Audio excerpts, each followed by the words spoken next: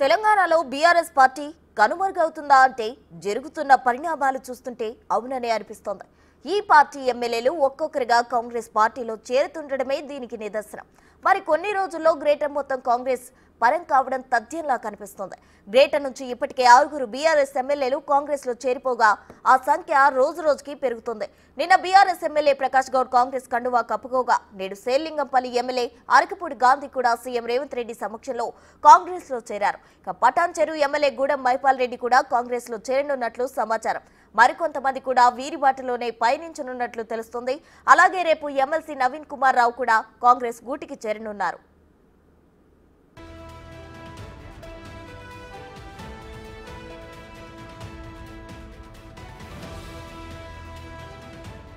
హైదరాబాద్ పరిధిలో బీఆర్ఎస్ గెలిచిన సీట్లు 18 వరకు ఉన్నాయి. వీరిలో ఇప్పటి వరకు 3 కాంగ్రెస్ లో చేరగా మరో 6 ఎమ్మెల్యేలు రేపో మాపో చేరడానికి సిద్ధంగా ఉన్నారు.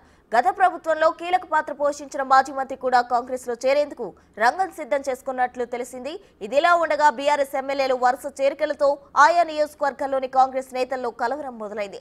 తమ ప్రభుత్వం అధికారంలోకి రావడంతో నామినేటెడ్ పదవులైనా దక్కకపోవా అన్న ఆశతో ఎప్పటి నుంచో ఎదురు చూస్తున్న నేతలు కొత్తగా పార్టీలోకి వచ్చిన బీఆర్ఎస్ ఎమ్మెల్యేలు వారి అనుచరులకే ప్రాధాన్యం ఇస్తారంటూ నిరసన వ్యక్తం చేస్తున్నారు.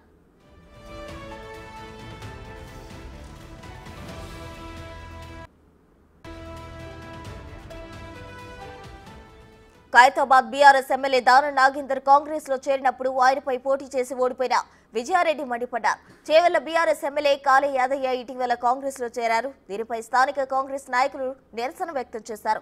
మొన్నటి ఎన్నికల్లో కాంగ్రెస్ తరఫున పోటీ చేసి 282 ఓట్ల తేడాతో ఓటమి పాలైన భీం భరత్ కూడా తీవ్ర అసంతృప్తి వ్యక్తం చేశారు. రాజేంద్ర నగర్, సేలింగంపల్లి ఎమ్మెల్యేల విషయంలో కూడా ఈ విధమైన నిరసనే వ్యక్తమైంది. కాంగ్రెస్ లో అధిష్టానం వారిని బుజ్జగించే ప్రయత్నాలు ప్రారంభించింది.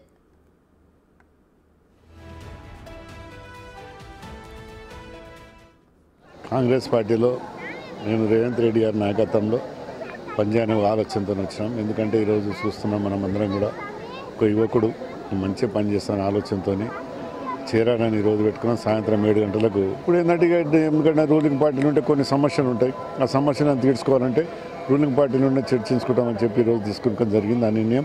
ఆ నిర్ణయంతో ముఖ్యమంత్రి గారితో కూడా చర్చించడం జరిగింది. నా ప్రాబ్లాలు ఈ విధంగా ఉన్న ఈ ప్రాబ్లాలను కూడా కొన్ని రైతుల సమస్యలు అవన్నీ సమస్యల మీద తీర్చుకోవడం ఆ ప్రభుత్వంలో కూడా కొన్ని సమస్యలు తీసుకున్నాం. ఏదేమైనా రాజకీయాలు మారుతూనే ఉంటాయి అనుకున్నాం. ఎవరి మీద మనం బురద లేదు కాదు.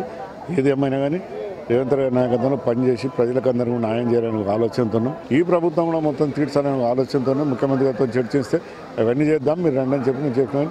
మాకు ఎక్కడ ఒత్తిడి లేదేం లేదు. మా ఇష్టంతోనే మేము పోతున్నాం. ఎవరైనా ఒత్తిడి చేసే అవసరం వాళ్ళకు కూడా లేదు. ప్రభుత్వానికి మెజార్టీ ఉన్నది. మెజార్టీ అవసరం మా ఇష్టంతో సంవత్సరం చూసినాం. మేము కొన్ని సమస్యలు ఉన్నాయి కానీ తీర్చలేకపోయినాం. ప్రజలందరూ కూడా మమ్మల్ని ఒత్తిడి చేస్తున్నారు. 4 మాటలు గెలిచిన ప్రజలకు ఏం చేయలేకపోతే నేను కూడా ఆలోచించి ప్రభుత్వాన్ని ముఖ్యమంత్రి గారితో మాట్లాడి మా సమస్యలను కూడా సాల్వ్